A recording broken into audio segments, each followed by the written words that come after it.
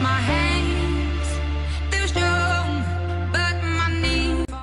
nostra paura più grande a volte è essere troppo, perché se sei troppo sei più in evidenza, se sei più in evidenza rimaniamo soli. Ok, quando diciamo una cosa falsa il corpo perde forza. Ci siete su questo? Perché quando diciamo una cosa falsa, cosa succede? La mia attenzione è totalmente rivolta a controllare la cosa falsa che dico. Quindi questo è un cambiamento pressoché totale. Quello che mi interessa è fatti, non parole. E l'unico modo per cambiare qualcosa è agire in modo diverso.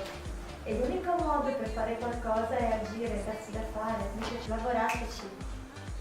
E fate in modo che ogni cosa che fate sia ecologica, che il prezzo che pagate per fare quella cosa non sia troppo alto rispetto al beneficio che andate a trarne.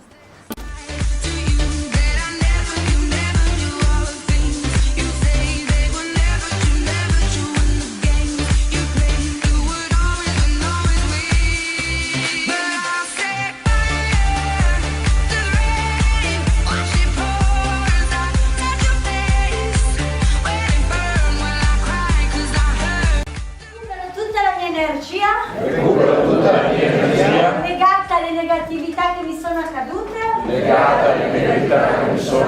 e la riporto al posto giusto in me stesso. Passaggi sono. Problema, sono pronto qui e ora a lasciarlo andare.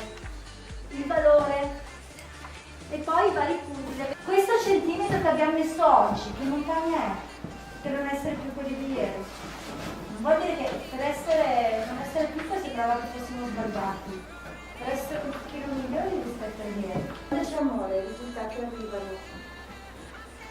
Fidatevi, è qualcosa che volete voi stessi, i risultati ci saranno sempre, se ci credete.